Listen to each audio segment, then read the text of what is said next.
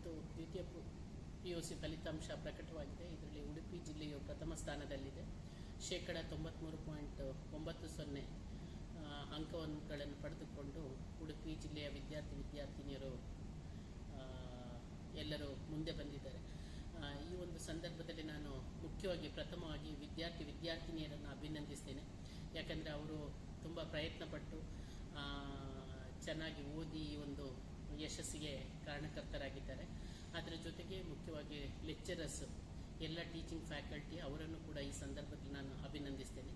ಮತ್ತು ಎಲ್ಲ ತಂದೆ ತಾಯಿಯಂದಿರು ವಿದ್ಯಾರ್ಥಿಗಳಿಗೆ ಸಹಕಾರ ಕೊಟ್ಟು ಅವರನ್ನು ಓದಿಸಿರುವಂತಹ ಒಂದು ಕೆಲಸವನ್ನು ಮಾಡಿದ್ದಾರೆ. ಅವರು ಕೂಡ ಅಭಿನಂದನಾರ್ಹರು.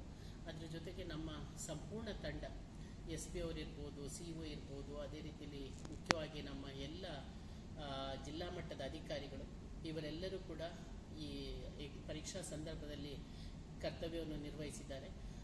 ಅವರೆಲ್ಲರಿಗೂ ಕೂಡ ಅಭಿನಂದನೆಗಳನ್ನು ಸಲ್ಲಿಸೋದಕ್ಕೆ ಇಷ್ಟಪಡ್ತೇನೆ.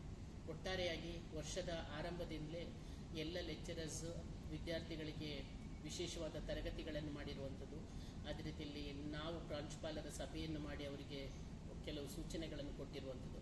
ಸರ್ಕಾರದ ಮುಖ್ಯವಾಗಿ ನಿರ್ದೇಶನ, ಈ ಸಲ ವಿಶೇಷವಾದ ಸುತ್ತೋಲೆಯನ್ನು ಸರ್ಕಾರ ಹೊರಡಿಸಿತ್ತು. ಅದರಲ್ಲಿ ಕೆಲವು ಅಂಶಗಳನ್ನು 20 ಅಂಶಗಳನ್ನು ತಿಳಿಸಿದ್ರು. ಅದನ್ನು ಪ್ರತಿ 15 ದಿನಕ್ಕೊಂದ್ಸಲ ರಿವ್ಯೂ ಮಾಡುವ ಕೆಲಸ ಕೂಡ ಸರ್ಕಾರದ ಪ್ರಧಾನ ಕಾರ್ಯದರ್ಶಿಗಳ ಹಂತದಲ್ಲಿ ಆಗಿತ್ತು. ಈ ಎಲ್ಲ ಕಾರಣಗಳಿಂದ ಈ ಒಂದು ಅಂಕಗಳು ಉತ್ತಮವಾಗಿ ಬರುವುದಕ್ಕೆ ಸಾಧ್ಯ ಆಗಿದೆ. ಅದೇ ರೀತಿಯಲ್ಲಿ ಮುಖ್ಯವಾಗಿ ನಮ್ಮ ಜಿಲ್ಲಾ ಉಸ್ತುವಾರಿ ಸಚಿವರು ಅವರು ಕೂಡ ಸಂಪೂರ್ಣ ಸಹಕಾರವನ್ನು ಇದಕ್ಕೆ ನೀಡಿದರು. ಆರಂಭದಿಂದಲೇ ಸಭೆಗಳನ್ನು ಮಾಡುವಂಥ ಸಂದರ್ಭದಲ್ಲಿ ಕೂಡ ಅವರು ವಿಶೇಷವಾದ ಮುತುವರ್ಜಿಯನ್ನು ವಹಿಸಿ ನಮಗೆ ಸಾಕಷ್ಟು ನಿರ್ದೇಶನಗಳನ್ನು ನೀಡಿದ್ದಾರೆ. ಈ ಎಲ್ಲ ಕಾರಣಗಳಿಂದ ಈ ಒಂದು ಸಾಧನೆ ಸಾಧ್ಯ ಆಗಿದೆ.